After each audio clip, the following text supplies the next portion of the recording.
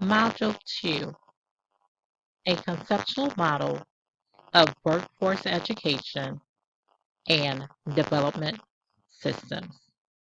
Recently, the world has seen a major shift with major corporations moving many of their establishments abroad. Why, you may ask? Well, this is the ultimate goal. The ultimate goal is to become successful and to grow. Many corporations gain more consumers, earn more money, and become a household name. For instance, many corporations such as McDonald's, KFC, Taco Bell, and Starbucks have moved abroad. These companies have moved abroad to gain many more consumers. Depending on the location, these menus are completely different. For example, if I was to go to Taco Bell in India, I could get a crunchy potato with spicy burritos and cottage cheese. It appeals to their location and to their people. This is what we call globalization.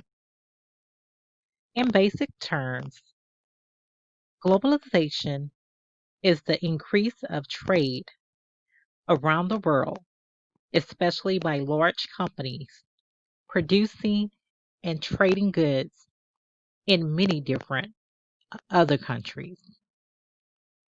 In Module 1, we learned all about workforce development, but let's review it again. Workforce development is a set of processes that governs the identification, recruitment, assessment, and training of job seekers into employment, as well as the maintenance and advancements of these persons in their careers. Based on our previous reading, what ways do you see globalization affecting workforce development? For a company, employee training may be very different. A company core values and beliefs may experience a significant change.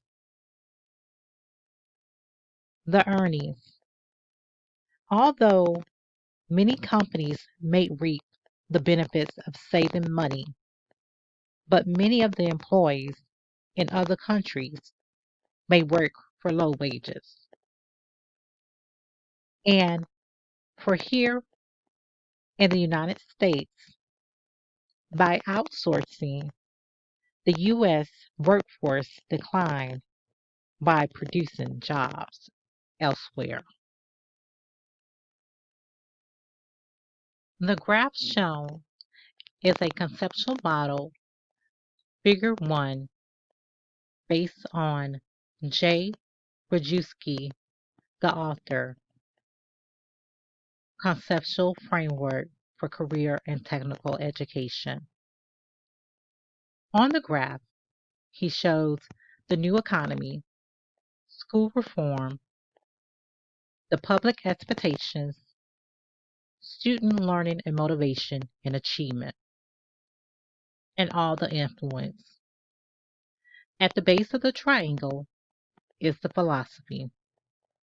The philosophy is where we learn and we gather our thoughts and plan on what is to be taught in these schools. Education and program delivery is one, curriculum is another concept, along with student assessment, student population, and program evaluation.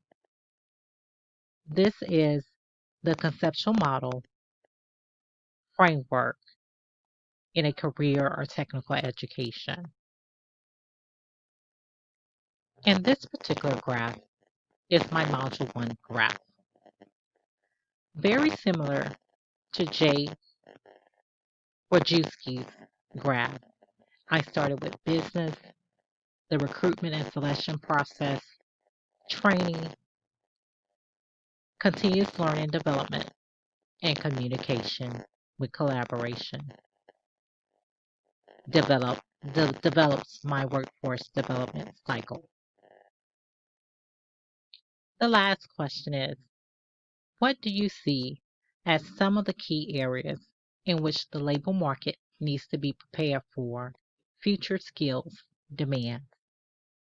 To name a few, creativity and innovation, along with leadership skills, flexibility and adaptability, critical thinking, collaboration, communication, and decision making are all needed. In conclusion, we must adapt and embrace change.